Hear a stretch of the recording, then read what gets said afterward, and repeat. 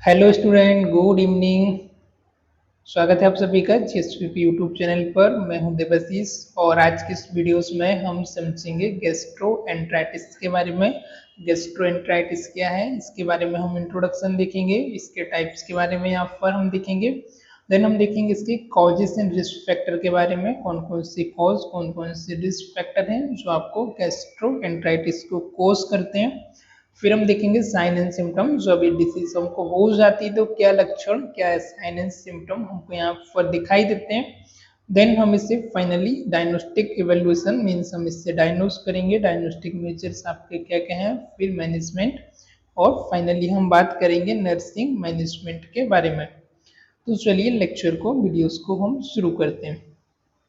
Gastroenteritis, okay, जैसा कि नाम से क्लियर हो रहा होगा, गैस्ट्रो मीन्स आपका एब्डोमेन, एंटेराइटिस मतलब जो आपका इंटरनल ट्रैक है, आपका जीआई ट्रैक, मोस्ट कॉमनली जिसमें आता है आपका स्टोमक एंड इंटेस्टाइन, राइट। तो इन सिंपल वर्ड में हम इसे समझना चाहें तो गैस्ट्रोइंटेस्टाइन को हम आमतौर पर इसे स्टोमक फ्लू के नाम से भी जानते हैं।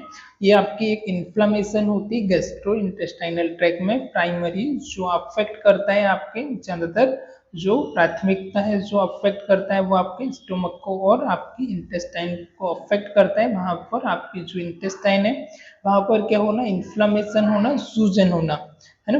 तो दिस कंडीशन लीड टू, अब इसमें जब आपको ये कंडीशन हो जाती है, डिसीज हो जाती है, तो आपको यहाँ पर कुछ ऐसे सिम्टम देखने को मिलते हैं जैसे कि डायरिया हो गया, वॉमिटिंग हो गया, एब्डोमिनल पेन है एंड क्रैम्पिंग। ठीक है, कौन कौन से आपको सिम्टम्स होते हैं, डायरिया है, वॉमिटिंग है, एब्डोमिनल पेन है एंड क्रैम्पिंग, लाइक इस तरीके के आपको सिम्टम्स होते हैं। Gastroenteritis can affect people of all age. ये जो डिसीज है वर्ल्ड वाइड आपको दुनिया भर में सभी एज ग्रुप के पर्सन को अफेक्ट करती है। और ये डिसीज का जो कॉज है वो मॉर्बिडिटी और मोर्टिलिटी भी, इसकी जो डिसीज होना, ये बीमारी होना और इस बीमारी से डेथ होना पर्टिकुलरली जो ज़्यादातर होती है वो चिल्ड्रन में और elderly age, old age person में हमको ये ज़्यादातर देखने को मिलती है। सो मैं एक बार और इससे रिपीट करना चाहूँगा इंट्रोडक्शन, ताकि आपका इंट्रोडक्शन क्लियर हो, फिर हम आगे बढ़ेंगे। Gastro gastroenteritis, right. तो कॉमनली ज़्यादातर ये क्या होती है, ज़्यादातर हम इसको स्टोमक फ्लू के नाम से भी हम इसे जानते हैं। और इसमें क्या होता है, आपका इन्फ्लेमेशन होती है आपके गैस्ट्रोइंटेस्टाइनल ट्रैक में, प्राइमरी इसमें आपका इन्वॉल्व होता है आपकी लार्ज इंटेस्टाइन, स्मॉल इंटेस्टाइन और स्टोमक का ना। और जब ये डिसीज आपको हो जाती है ना, इसके कौन कौन से इन्वॉल्वमेंट है, स्टोमक एंड इंटेस्टाइन। और ये कंडीशन जब आपको हो जाती है तो आपको कॉम्बिनेशन ऑफ सिम्टम, आपको अलग अलग टाइप के सिम्टम्स होते हैं, जैसे कि यहाँ पर होते हैं आपको डायरिया है, वोमिटिंग है, एब्डोमिनल पेन है एंड क्रैम्पिंग। क्रैम्पिंग मतलब स्पाज्म होना, ऐठन आना आपकी मसल्स में। गैस्ट्रोएंटेराइटिस कैन अफेक्ट, ये वर्ल्ड वाइड आपका all age group, all people को अफेक्ट करती है ना, सभी को, बच्चों को भी। पर जो ज़्यादातर हमको देखने को मिला है केसेस और इसका जो डिसीज होना और डिसीज से जो डेथ होती है वो पार्टिकुलरली छोटे बच्चों में और ओल्डर एज में हमको ज़्यादातर देखने को मिलता है। So this is in short introduction, I hope इतना आपको समझ आया होगा, you should understand. So let's we move, right. इस तरीके की आपका देन दिस इज स्टोमक और ये इंटेस्टाइन इसको अफेक्ट करती, इन्फ्लेमेशन होना, स्वेलिंग होना आपके स्टोमक में और आपकी इंटेस्टाइन में मोस्ट कॉमनली। वैसे तो जीआई ट्रैक में कहीं पर भी हो सकता है, पर जो ज़्यादातर होता है कॉमनली जो होता है वो स्टोमक में और इंटेस्टाइन में हमको देखने को मिलता है। इसके कॉजेस क्या हो सकते हैं, आप किस रीजन की वजह से हो सकता है। फर्स्ट आता है आपका वायरस, वायरस की वजह से आपको हो सकता है। वायरस में आता है आपका rota virus, common in infant and young children causing severe diarrhoea. जो रोटा वायरस से होता है वो ज़्यादातर किस में होता है, आपको छोटे बच्चों में मोस्ट कॉमन होता है एंड यंग चिल्ड्रन में होता है, छोटे बच्चों में और एडल्ट यंग चिल्ड्रन जो होते हैं एडोलसेंस में, कॉजिंग सीवियर डायरिया। ये किसको कॉज करता है, आपका सीवियर डायरिया को। फिर नेक्स्ट जो आपका वायरस आता है वो आता है नोरो वायरस। नोरो भाई आ गए इधर। Leading causes of gastroenteritis outbreak है ना, ये क्या होता है, एक लीडिंग कॉज होता है, राइट। किसके लिए, आपको कॉजेस ऑफ गैस्ट्रोएंटेराइटिस का आउटब्रेक करने के लिए, close particularly in close environment like cruise ships, school and nursing home. ज़्यादातर ये कहाँ पर होता है, क्रूज हो गया आपका, शिप्स हो गया, या फिर स्कूल एंड नर्सिंग होम में आपको ज़्यादातर ये कॉज होता है। क्लोज इन्वायरमेंट है ना, जैसे कि जो इन्वायरमेंट आपका क्लोज है, क्लोज इन द सेंस की ओपनिंग नहीं है, ओपन फ्रीली ओपन प्लेस नहीं है, जैसे कि स्कूल हो गया है, नर्सिंग होम्स है, जहाँ पर वेंटिलेशन प्रॉपर नहीं है, जिस एनवायरनमेंट में ज़्यादातर होता है। फिर अगला वायरस भाई आते हैं आपके adeno virus, another virus that can cause gastroenteritis primarily in children। Okay, so another virus, एक दूसरा वायरस होता है जो कि आपको गैस्ट्रोएंटेराइटिस को कॉज करता है, और दिस इज आपका प्राइमरी इन चिल्ड्रन में। ज़्यादातर ये हमको किस एज ग्रुप में देखने को मिलता है, छोटे बच्चों में, चिल्ड्रन में हमको ज़्यादा देखने को मिलता है। फिर अगले वायरस भाई आते हैं हमारे एस्ट्रोवायरस, टिपिकली अफेक्ट यंग एज। अब ये किसको अफेक्ट करता है, यंग एज, नौजवान बच्चों को अफेक्ट कर रहा है बेचारों को। द एल्डरली, और एल्डरली बुजुर्ग बूढ़े लोगों को भी अफेक्ट कर रहा है। एंड इम्यूनो कम्प्रोमाइज पेशेंट ना, इंडिविजुअल। अब ऐसे पर्सन जिनका इम्यूनिटी वीक है ना, इम्यूनिटी कमजोर है, रोग प्रतिरोधक क्षमता वीक है, उनको भी अफेक्ट करता है, किसी को भी नहीं छोड़ रहा है, तो राइट है ना। तो फिर आ जाता है आपका इस्चेरिया कोली है ना, Escherichia coli, E coli. Certain strain such as E coli 0157। अब इनके भी अलग अलग वेरिएंट आते हैं, जैसे आप मोबाइल खरीदते हो, राइट, उसका भी आता है Samsung S22, S24 ultra pro max. तो इनके भी क्या होते हैं, अलग अलग वेरिएंट आते हैं, अलग अलग इनके भी वैरायटी आती है, राइट। जैसे कोविड-19 आया था तो उसका भी अलग अलग वेरायटी था। तो इस्चेरिया कोली, तो इसका एक आता है, इसके भी सर्टेन अलग अलग स्ट्रेन होते हैं, जैसे कि हम आता है आपका ई कोली 0 वो है या 0 है साला 0157, राइट। इस तरीके का इसका ये आता है वेरिएंट। तो ये वेरिएंट जो है बैक्टीरिया में ज़्यादा अफेक्ट करता है। फिर नेक्स्ट आपका produce toxins that cause severe gastroenteritis. ये जो बैक्टीरिया ये क्या करता है, टॉक्सिन है ना, टॉक्सिक को प्रोड्यूस करता है, जो कि कॉज करता है आपके गैस्ट्रोएंटेराइटिस को। फिर अगला बैक्टीरिया आता है आपका salmonella, often contracted from the contaminated food, particularly poultry and egg। Okay, तो साल्मोनेला बैक्टीरिया आपको कहाँ से मिलता है, ऑफन, अक्सर, कॉन्ट्रैक्टेड फ्रॉम कंटामिनेटेड फूड, जो गंदा फूड होता है, गंदा खाना, उससे मिलता है ना।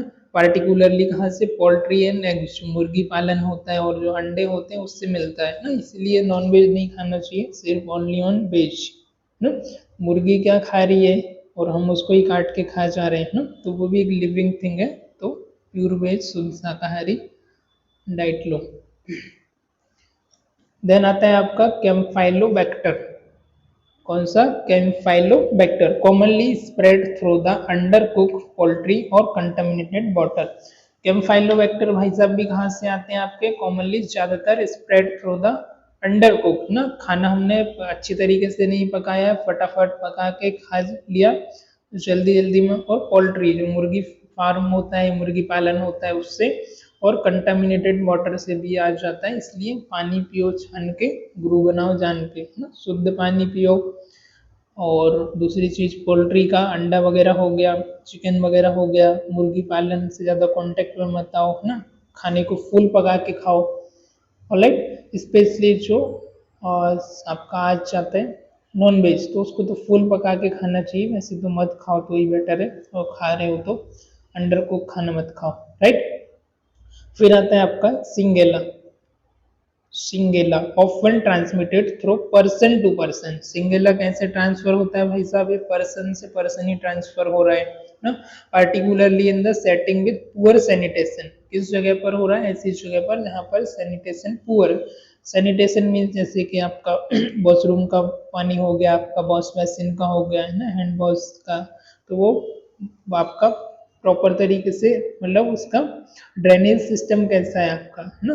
तो उस जगह पर यदि पूर ड्रेनेज है, सैनिटेशन प्रॉपर नहीं है, स्वच्छता नहीं है, तो उसकी वजह से हो जाता है। अक्सर किससे होता है थ्रो, पर्सन टू पर्सन, एक व्यक्ति से दूसरे व्यक्ति को हो रहा है, खांसने छींकने से, हैंड शेक करने से ना, दूसरा किसमिस करने से भी हो जाता है, particularly in setting with poor sanitation ना। दूसरा ज्यादातर किस जगह पर होता है, जहाँ पर सैनिटेशन पुअर होता है ना, वाटर का ड्रेनेज और स्वच्छता वगैरह नहीं होती उस जगह पर। फिर अगले वायरस भाई आते हैं हमारे विब्रियो कोलेरा। कौन सा, विब्रियो कोलेरा। तो causes cholera as severe form of gastroenteritis often linked to contaminated water. Vibrio cholera किसको कॉज करता है, आपका कोलेरा को कॉज करता है, नाम सुना होगा। सीवियर फॉर्म ऑफ, ये क्या होता है आपके, सीवियर खतरनाक फॉर्म होता है आपका गैस्ट्रोएंटराइटिस का, often linked to contaminated water. इसकी जो लिंक है किससे होता है, कंटामिनेटेड वाटर से होता है ज्यादातर। तो पानी भी आपको एकदम फ्रेश, नीट, क्लीन, शुद्ध पानी पीना चाहिए, प्यूरिफायर वाटर पीना चाहिए आपको। देन आता है पैरासाइट एंड प्रोटोजोआस। अभी तक हमने बैक्टीरिया के बारे में देखा, वायरस के बारे में देखा, अब हम देखेंगे पैरासाइट एंड प्रोटोजोन्स।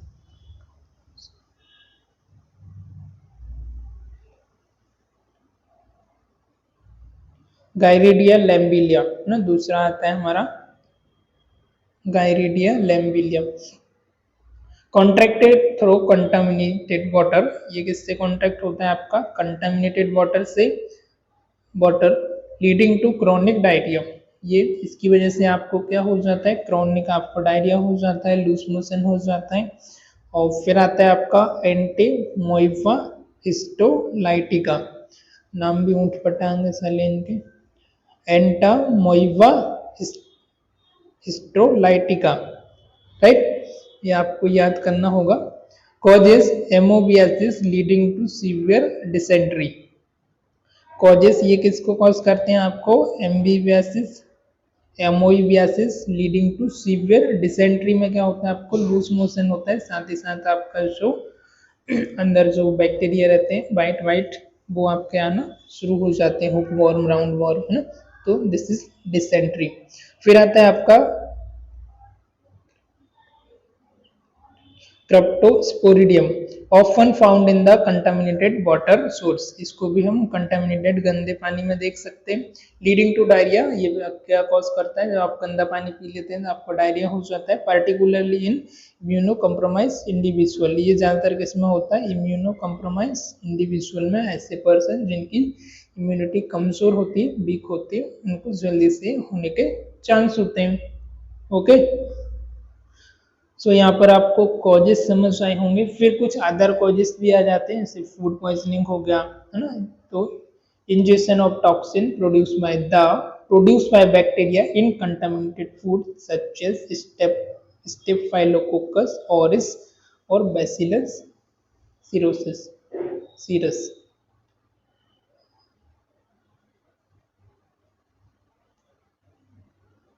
अब कंटामिनेटेड फूड हमने खा लिया, जैसे कि हमारा स्टेफाइलोकोकस ऑरिस और बैसिलस, इसमें जो बैक्टीरिया होता है वो फूड को डाइजेस्ट नहीं हो पाता, उसकी वजह से गंदा बाहर का कुछ भी खा लिया तो उसकी वजह से हमको होता है।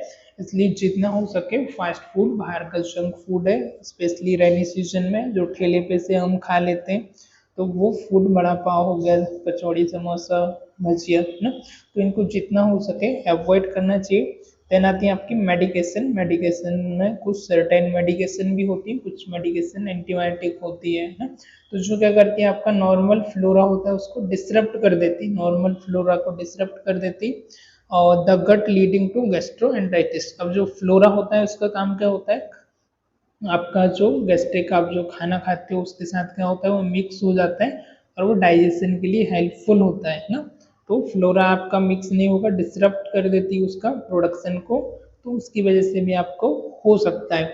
कुछ आपके केमिकल टॉक्सिन्स आते हैं, इनकी वजह से आपको हो सकता है। इंजेक्शन ऑफ केमिकल टॉक्सिन्स और heavy metals can also cause gastrointestinal irritation and inflammation.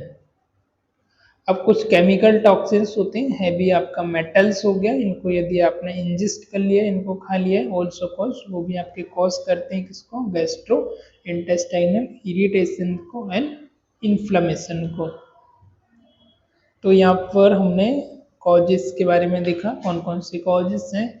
First हमने यहाँ पर समझा वायरसेस के बारे में, जिसमें आपका आता है rota virus, noro virus, environments ना, एडिनोवायरस, एस्ट्रोवायरस। बैक्टीरिया में आपका आ जाता है एस्चेरिया कोली, ई कोलाई, जिसका आ जाता है ई कोलाई वेरिएंट स्पेशली जो आता है आपका 0157।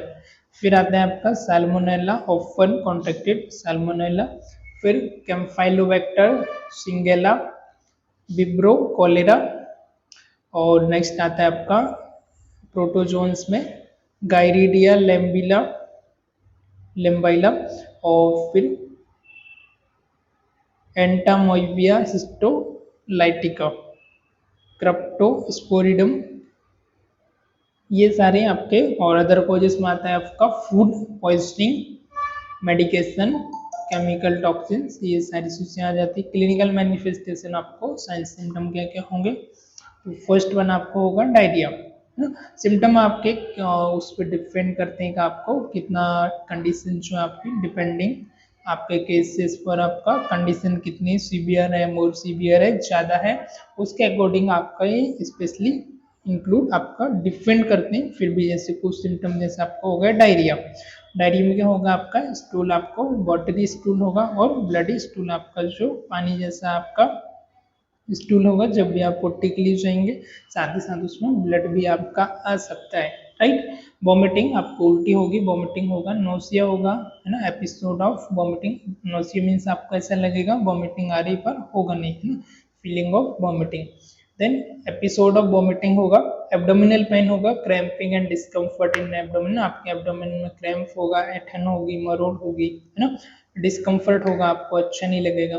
Fever low grade two high fever, fever आपको कैसा होगा, low grade two high grade आपको फीवर होगा। डिहाइड्रेशन आपको हो सकता है, सिम्टम इंक्लूड ड्राई माउथ, जिसमें आपका सिम्टम क्या है, dry mouth, decrease urine output and dizziness, particularly in severe cases, right. Dehydration कब होगा, सीवियर केसेस में आपको, जैसे कि आपको ड्राई माउथ होना, यूरिन आउटपुट आपका कम हो जाना, डिजीनेस होना, पार्टिकुलरली डिजीनेस कब होगी, यदि आपको सीवियर केस होगा तब। अब हम बात करेंगे डायग्नोस्टिक एवेल्युएशन के बारे में, कौन कौन सा हम इसे कैसे डायग्नोस करेंगे। तो फर्स्ट आता है आपका stool analysis to detect the presence of pathogen, blood और mucus in the stool. Stool आप एनालिसिस करेंगे जिसके अंदर हम डिटेक्ट करेंगे पैथोजन्स वहाँ पर प्रेजेंट तो नहीं है, ब्लड और mucus in the stool, right. तो आपको चेक करना है आपका पैथोजन बैक्टीरिया वायरस तो नहीं है, ब्लड में, म्यूकस में और स्टूल में आपको चेक करना है, राइट। फिर आप कराएंगे ब्लड टेस्ट, जिसमें evaluate for the dehydration, electrolyte imbalance and sign of systemic infection, right. Blood test आपको क्यों कराना है, आपको डिहाइड्रेशन को इवेल्युएट करना है। वो कैसे होगा, आप इलेक्ट्रोलाइट चेक करेंगे बॉडी में, सोडियम, पोटेशियम, कैल्शियम, है ना, इनका बैलेंस कितना है, और sign of systemic infection, systemic infection का तो कोई साइन नहीं है, वो सीबीसी वगैरह, कंप्लीट ब्लड काउंट, इलेक्ट्रोलाइट यहाँ पर आप कराएंगे। फिर अगला टेस्ट आप यहाँ पर कराएंगे rapid diagnostic test for specific pathogen like rotavirus, norovirus and certain bacterial infection. Rapid diagnostic test आप करा सकते हैं स्पेशली फॉर जैसे पैथोजन, किससे हुआ, रोटावायरस है, नोरोवायरस है ना, या सर्टेन बैक्टीरियल इन्फेक्शन से, तब you can go for rapid diagnostic test. Next आपका जो टेस्ट आता है वो है आपका endoscopy in cases of the chronic और सीवियर सिम्टम। यदि आपको सीवियर और क्रॉनिक केसेस का सिम्टम है तो उस समय आप क्या कराएंगे, to examine gastrointestinal tract. Endoscopy क्या होता है, आपका एक फ्लेक्सिबल ट्यूब होती है, इसके टिप पर आपका कैमरा लगा होता है जो कि आपको गाइड करता है, विजुलाइज करता है आपकी एलईडी पर, और आप इसकी रिकॉर्डिंग भी कर सकते हैं। तो इसमें हम एग्जामिनेशन करते हैं अंडर आपका जीआई ट्रैक में, जीआई ट्रैक के अंदर आपका सिम्टम्स वगैरह कैसे क्या है, ट्रैक को आपको फाइंड आउट करने के लिए। इमेजिंग स्टडी अगला जो हम कराएंगे, इमेजिंग स्टडी जैसे imaging such as abdominal X-ray, जिसमें आपका एब्डोमिनल एक्सरे आ जाएगा, अल्ट्रासाउंड इफ कॉम्प्लिकेशन लाइक, यदि आपको कॉम्प्लिकेशन है कौन सा, ऑब्स्ट्रक्शन आर सस्पेक्टेड, यदि लग रहा है कि आपका कुछ ऑब्स्ट्रक्शन हो सकता है बबल में आपके लार्ज इंटेस्टाइन में, तो उस केसेस में आप इमेजिंग स्टडी जैसे कि आपका एब्डोमिनल एक्सरे यूएसजी भी आप कर सकते हो। ऑलराइट, सो ये टेस्ट आप यहाँ पर करा लेंगे। देन हम देखेंगे मैनेजमेंट के बारे में, हाउ कैन मैनेज इट, हम इसे कैसे मैनेज करेंगे। तो फर्स्ट आ जाता है आपका antibiotic therapy, use bacterial causes of gastroenteritis such as Campylobacter, Shigella और certain strain of E coli. Antibiotic किसके लिए हम यूज कर सकते हैं यहाँ पर, आपका गैस्ट्रोएंटेराइटिस जैसे कि आपका कैम्फाइलोबैक्टर कॉज कर रहा है, सिंगेला वायरस से सिगेला सिगेला और सर्टेन स्ट्रेन ऑफ इकोलाई, और इकोलाई के कुछ स्ट्रेन की वजह से भी आपको ये हो सकता है। एग्जाम्पल आ जाएगा आपका सिफ्रोफ्लॉक्सिन और अजिथ्रोमाइसिन, है ना। चॉइस ऑफ ड्रग आपकी कौन सी आ जाएगी, सिफ्रोफ्लॉक्सिन और azithromycin. Important to note that antibiotics are not effective against viral gastroenteritis and should be used judiciously to prevent resistance. Okay, so यहाँ पर बताया जा रहा है कि आपको यदि वायरल इन्फेक्शन है तो एंटीबायोटिक वहाँ पर आपकी कुछ भी काम नहीं करेगी। So do not waste your money and time, right. फिर आती है आपकी एंटी डायरियल मेडिकेशन। अब आपको लूज मोशन हो गया, डायरिया हो गया, तो उसके लिए भी आपको वही मेडिसिन देना पड़ेगा। Help reduce the frequency and severity. पहले तो आपको चेक करना है आपको किस तरीके का लूज मोशन है, सीवियरिटी कितना है, दिन में कितनी बार हो रहा है, कैसा हो रहा है, पूरा आपको डिटेल उसका कलेक्शन करना है, history. If example loperamide, bismuth, सब सैलिसाइलेट, है ना। तो इसमें भी आपकी अलग अलग मेडिसिन आती हैं, जिसमें फर्स्ट आती है आपकी रोकोनामसिन, जिसमें आपके अंदर लोप्रामाइड होता है। फिर आता है आपका बिस्मिथ सब सैलिसाइलेट, ये भी एक आपका केमिकल्स होता है जो आपकी जीआई ट्रैक्ट को, एरोस वगैरह हो गया उसको स्टेबिलिटी के लिए, इन्फ्लेमेशन वगैरह को रिड्यूस करने के लिए इसका यूज होता है ना। और प्रो एंड प्रीबायोटिक भी आप ले सकते हैं, इसी कैप्सूल आता है आपका बायवेक डीएस। ऑलराइट, लोप्रामाइड आपका कॉमन है, रोको के नाम से आपके पास आ जाती है ना। देन आता है आपका this should be use in the caution particularly in bacterial or parasitic infections as they can sometimes worsen the condition by slowing the elimination of pathogens.